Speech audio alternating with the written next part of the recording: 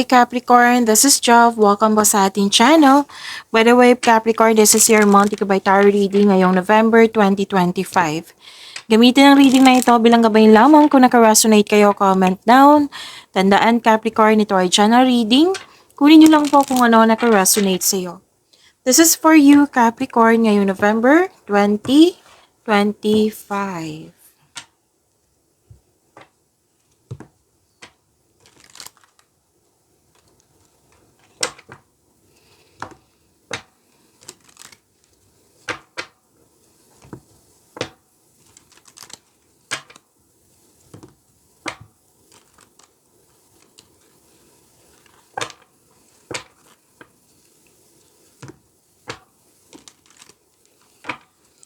Para po ito sa iyo, Capricorn.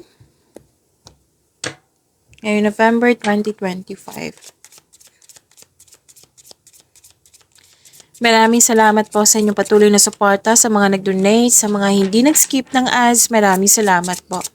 Sa mga hindi pa nag-subscribe, subscribe na po kayo at click bell notification para malaman nyo na may bago tayong video. Para sa mga gusto magpa-reading po, comment po kayo ng personal reading. Again, comment kayo ng personal reading and check my reply sa comment section. Wow. May bigla ang pagbabago po dito. At may nakita ako ditong may asikasuhin kayo sa malaking building. Opo. Tapos, may concern lang kayo sa mataas ang ego dito. Actually, dalawang card po nagsabi dito na prosperity is yours. Yes. Cash flow, maraming transaction. So, expect nyo na marami kayong ginagawa ngayong November 2025. Some of you, home-based yung trabaho nyo. Or pwede din na mag-staycation kayo sa inyong bahay. Kasi you felt calm, relaxed, and security pag nasa bahay kayo. May nag-uusap din tungkol sa property. Yes. Or domestic matters.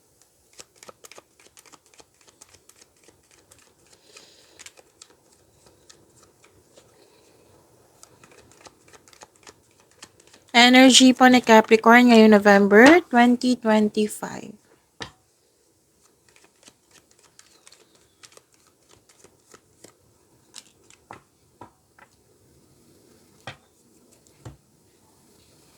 Para sa mga bago dito, kung may napansin kayo na repeating message, yan po yung pinupush ng card sa inyo. Like for example, nanood kayo sa inyong monthly gabay tarot reading, weekly gabay tarot reading, daily gabay tarot reading, at dito din, at may napansin kayo na repeating message.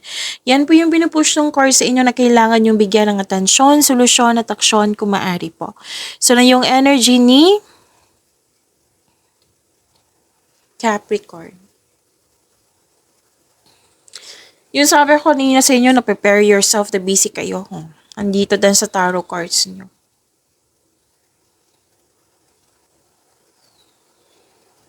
Hard work, productivity, bagong kasanayan, kaalaman. Nakikita ko dito gustong-gusto mo yung mga ginagawa mo.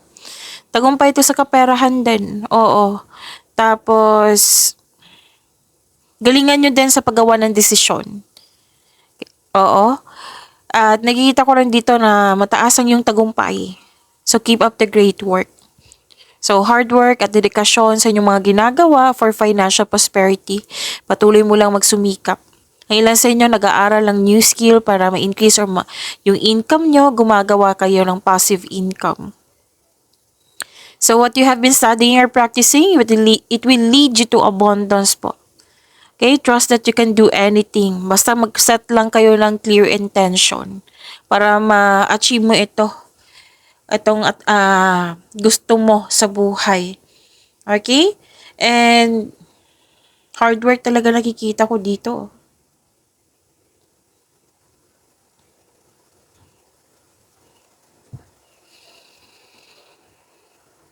Okay, may advice ang card nyo dito na huwag nyo hayaan na makalong kayo sa inyong isipan.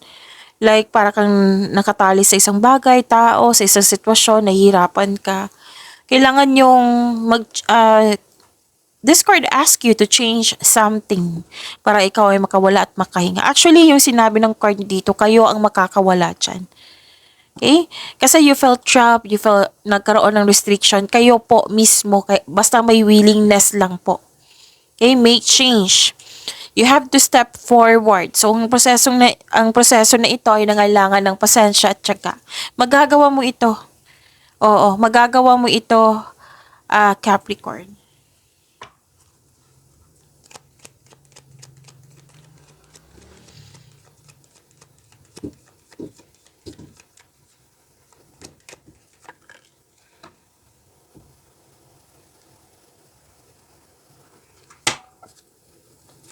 This is about your career and money, Capricorn.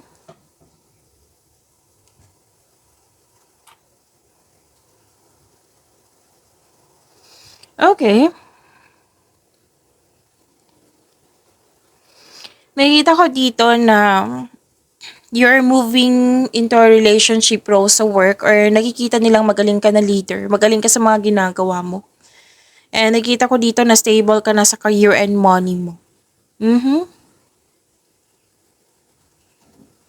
So, prepare yourself ha. Tatlong card na mismo nagsabi dito. 1, 2, and 3. Na magiging busy kayo. Marami kayong ginagawa. Mhm. Gamitin niyo po yung inherent skills mo para makagawa ka ng opportunity. Kung may balak ka mag-start ng negosyo, ito na yung oras. Ito yung go signal. And know your worth when negotiation. What I meant is know your worth when negotiating. Oo, kasi parang may pag-raise ng kita dito, sweldo, presyo. Basta may nang regarding sa ano, pag-angat mo. May signing of contract din ako nakikita dito. And granted din yung manifestation mo. Magkakatanggap po kayo ng malaking blessings. So, kung opportunity ito, sabi ng card na put a clear intention, huwag niyong ipagpaliban. Kasi magbibigay ito ng kaunlaran sa iyo. And please know that you are divinely guided.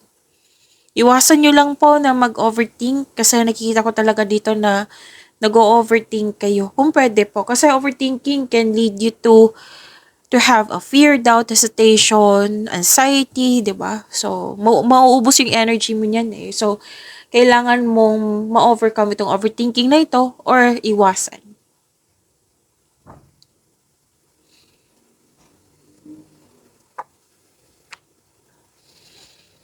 Nakita ko rin dito na may posibilidad na bibili ka ng property and very supportive yung group of people sa'yo. Oo, may alok din na negosyo with your close friends.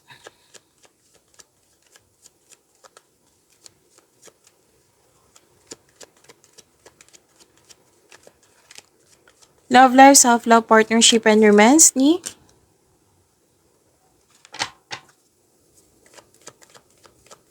Capricorn.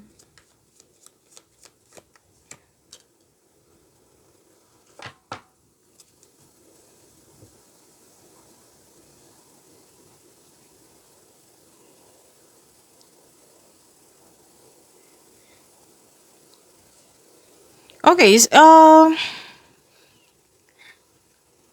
may naalala ka dito eh.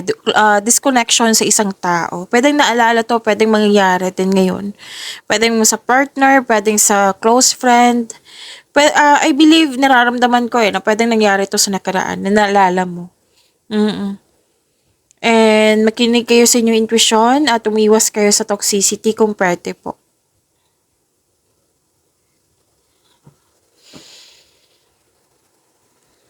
Para sa mga single, may parating na bagong tao na stable na sa buhay.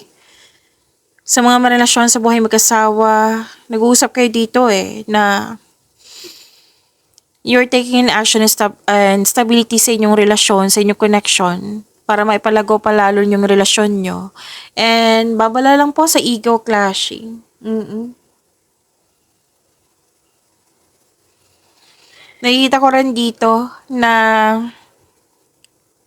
okay, so this is 2 cards yung nagsabi ha. 2 cards na po nagsabi dito na makinig kayo sa inyong intuition kung pwede po. Tapos mas piliin yung magtiwala sa inyong sarili kaysa mag-overthink or mag-overanalyze. Oo, 3 card mismo nagsabi dito sa overthinking mo. Capricorn. So, sana yung ma-overcome niyo po ito or maiwasan po sana kung pwede po. Naging defensive ka dito, pero protektahan mo yung sarili mo kasi ayaw mo masaktan. Okay, so pag-imanin niyo po yung blessings sa binigay sa inyo, Capricorn. See you tomorrow. Maraming salamat po.